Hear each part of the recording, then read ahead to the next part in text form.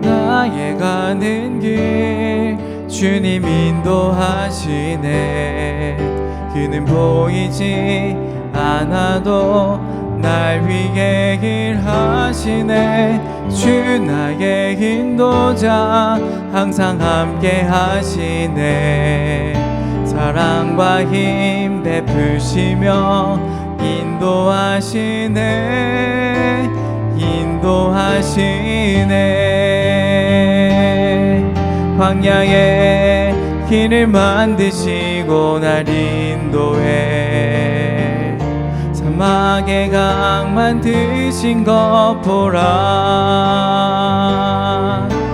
하늘과 땅 변해도 주의 말씀 영원히 내 삶 속에 새 일을 행하리.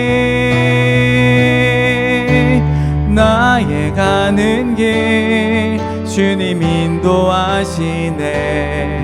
그는 보이지 않아도 날 위해 일하시네. 주 나의 인도자 항상 함께 하시네.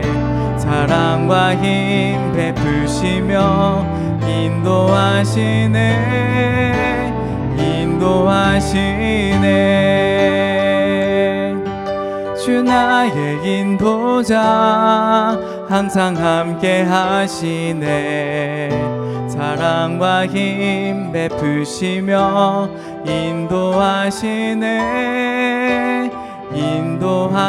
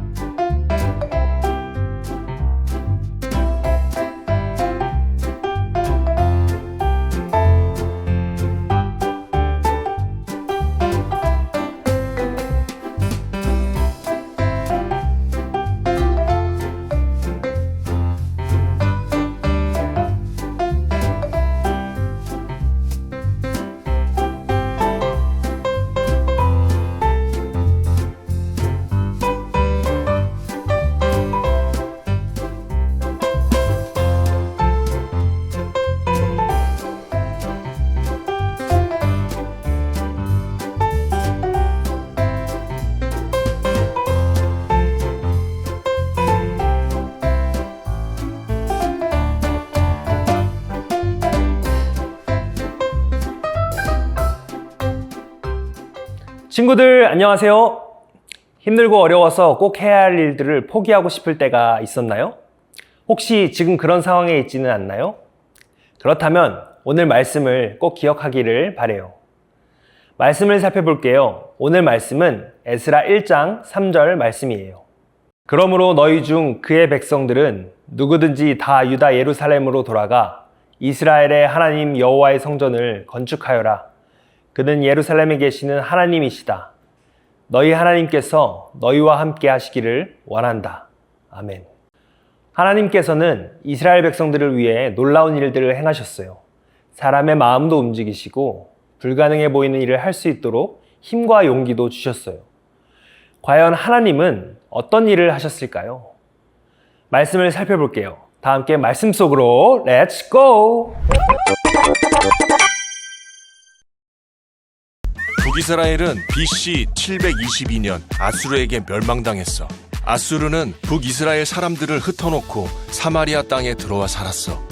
하나님의 나라가 멸망하다니. 걱정하지 마. 하나님의 계획은 계속된단다. 이때 바벨론으로 끌려간 다니엘은 바벨론의 총리가 되었지. 고로가 총리가 되다니 대단해. 나는 애굽의 총리가 되었지. 이후 바벨론이 멸망하고 바사가 패권을 쥐게 되는데 고레스 왕은 이스라엘 포로를 풀어주겠다고 발표했어. 70년 만에 포로를 풀어주는 것뿐만이 아니라 재건을 위한 성전 건축을 허가하고 금, 은, 가축을 내어주었지. 고레스 왕 짱짱. 하나님이 하신 거야. 포로 귀환은 3번으로 나뉘어 이루어졌는데 우리 고향 이스라엘로 돌아가자. 1차 귀환은 BC 537년 수룹바벨의 지도 아래 49,897명이 고국으로 돌아갔어.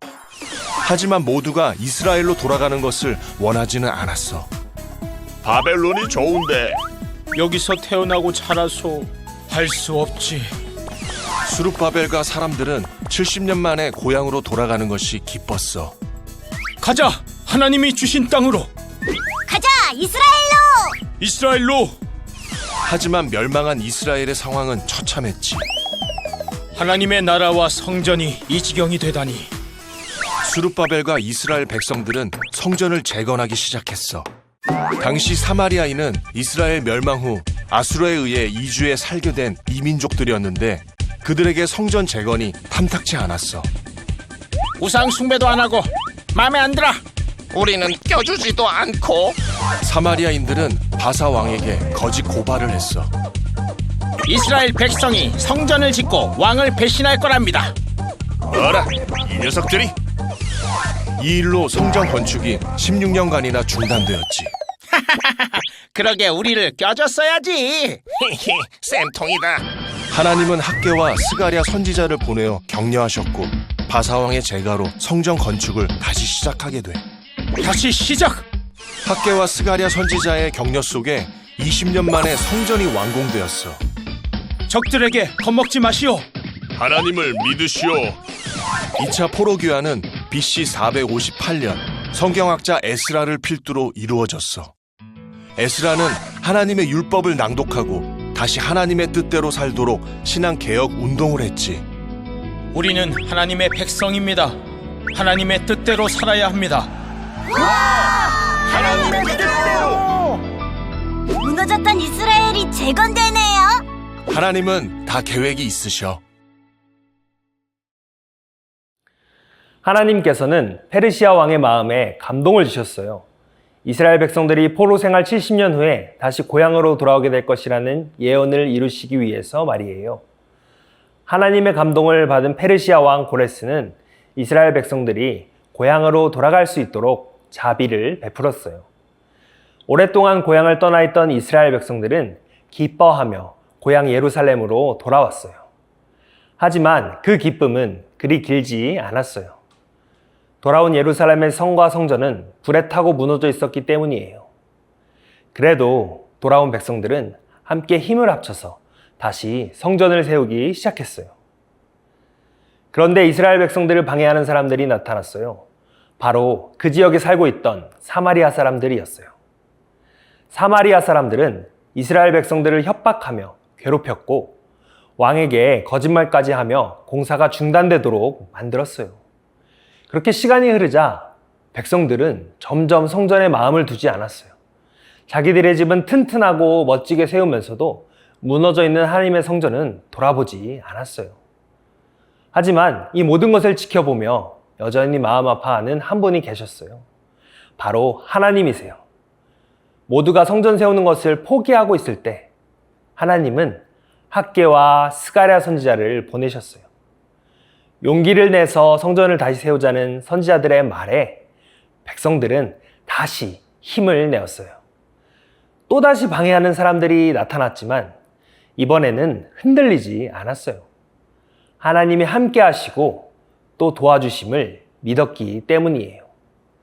그렇게 이스라엘 백성들은 무너졌던 성전을 완공하게 되었어요.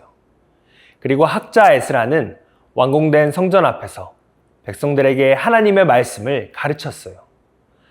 하나님의 백성은 하나님의 말씀을 지키며 하나님의 뜻대로 살아가야 한다라고 말이에요. 예루살렘으로 돌아와서 성전을 다시 짓고 말씀이 선포되기까지 이 모든 놀라운 일을 하신 분은 다름 아닌 하나님이셨어요.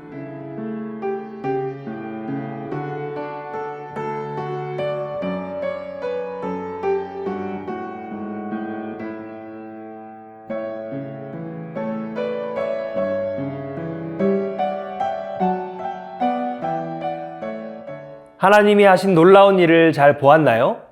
이스라엘 백성들을 선하게 이끄신 하나님은 동일하게 우리를 끝까지 붙드시고 응원하시는 분이세요. 하나님의 뜻을 이뤄갈 수 있도록 우리를 도와주시고 힘을 주시는 분이세요.